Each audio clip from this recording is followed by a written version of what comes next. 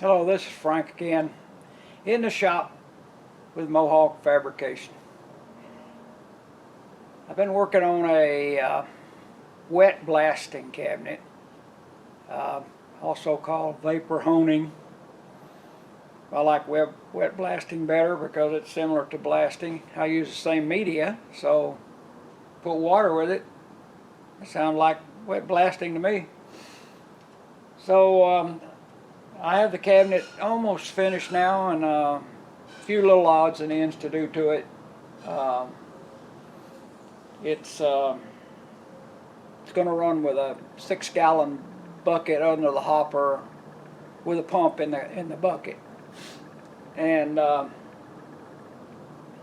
I placed it in my shop where I had water already.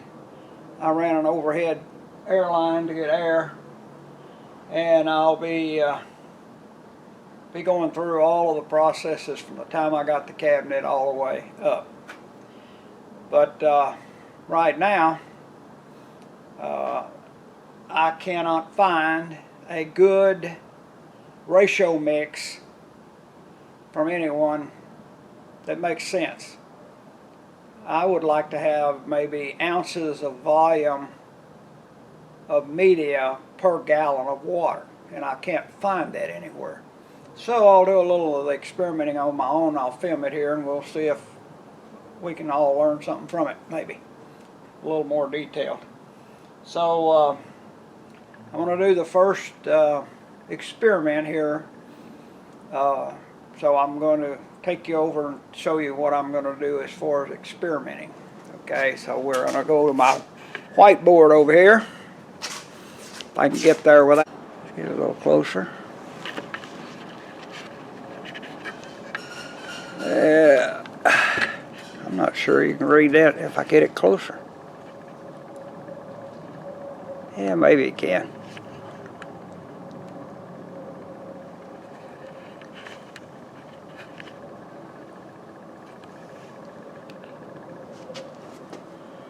Okay, basically it says,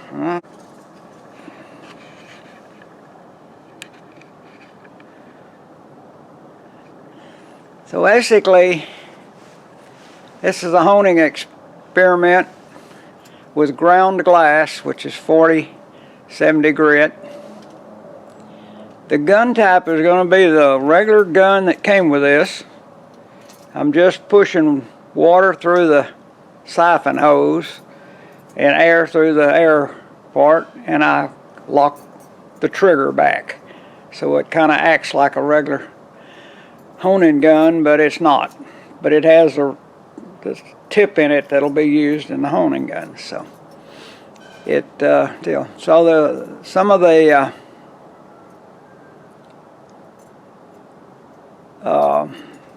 constants on this deal is that, plus the material that I'll be working with will be aluminum, and the nozzle is a 260 thousandths, and the slurry is 8 ounces per gallon by volume, not by weight, but by volume. So 8 ounces of media, ground glass media, per gallon, and I'm starting with 3 gallons, seeing how that works. Probably might go to 4 gallons, but anyway. Have a 6-gallon bucket, give me some overflow. And what I'm going to operate is, I'm going to use pressure as my variable. I'm going to start off, see what it looks at 40 psi at the gun, 50 psi, 60, 70, 80, and 90. So we'll see how that all works out to see if I learn anything. I'm having to learn because I don't know too much, and I'd sure take advice from those who watch this. I can't seem to get comments. I must have them turned off or something. But I'll put my email in the description, and I wouldn't mind an email from you kind of giving me your advice on this. So that is What we're going to have in this series, it's going to have to be a series,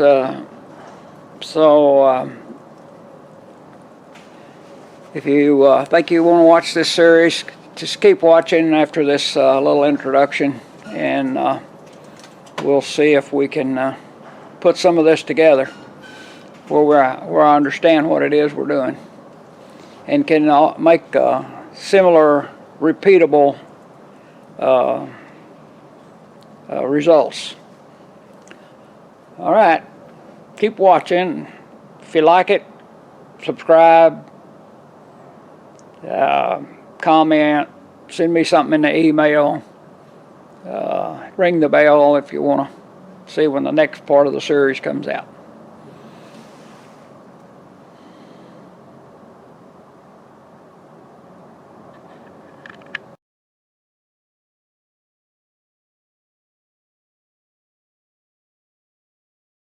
Well, this is a position in my shop I picked because I used to have a mop sink and a drinking fountain here, so I have the water, and so I'm doing in the air, so it's easier for me to put it right here than it is somewhere else in my shop. So today I bought the 40-pound Harbor Freight cabinet, which I'm going to put together. I'm going to do my method of hookups and see what happens. So if you think you'd like to watch this, watch on through. Just getting started, like I said, I'm going to start putting the cabinet together and tap into my air over here, tap into my water over here, and we'll see how this little project comes along. So stay with me.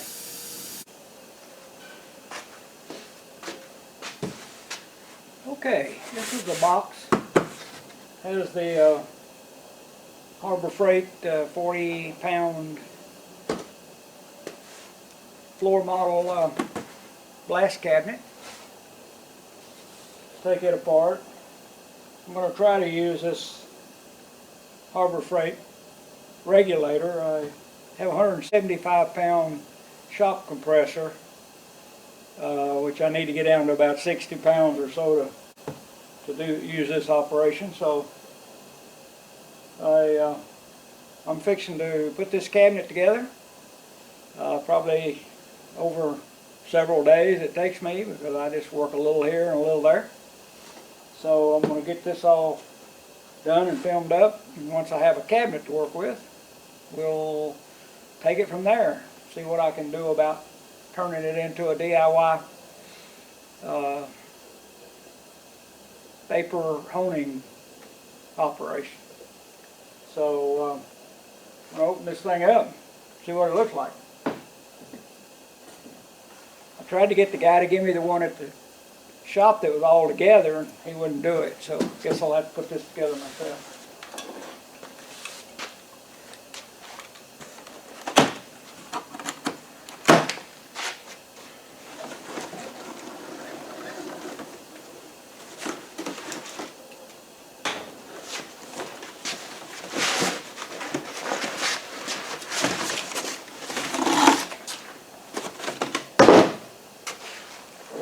Look at the pieces. One door, one frame,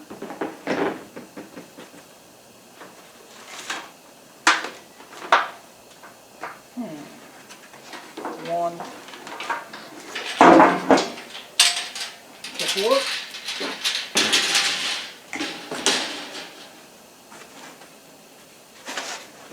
attempt to convert to a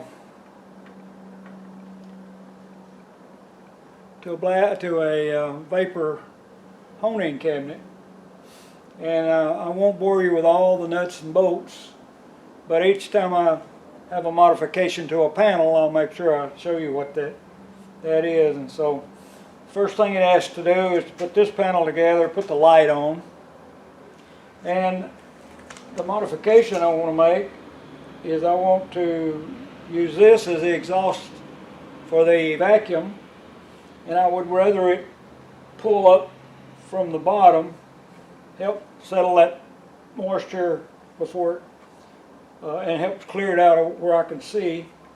I've noticed some have cut this back and bent it down and folded these over. That's a good method, any method to seal it off. But I'm going to make it out of a piece of sheet metal, and so I make a pattern. It's basically 1.5 inches tall by 5 inches wide, and then I wanted a 1-inch top on it. Been up here, and I have at this point 1.5 inches going down the sides, but I'll trim that off. They don't need that much down the sides. And then I have one laying flat on the base here, and I'll just pop rivet that on once I get it bent. But I'll flatten that out, cut that out of sheet metal, trim it like I got it marked, bend it like I got it marked, and it should fit right on there, and I'll pop rivet that on. So thought I'd show you that while I'm doing this. But I'm basically going to put all this together so that I didn't get lost on this thing with all those screws. I took some of these little tubs and put each numbered screw and washer and nut in each one so I can keep up with it as I read the instructions. So that's my method here to my madness. But I'm just going to go ahead and put this light together, put this one, go build this little piece, and I'll come back and show you on camera once I have this little piece on there. And this panel will be, unless I bring something else in from the back, I won't modify this panel anymore, I don't think. We'll see. All right.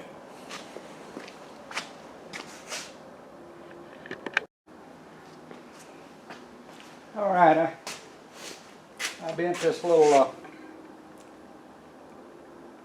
deal up. It'll go right here. I'll put a few pop rivets in it to hold it on,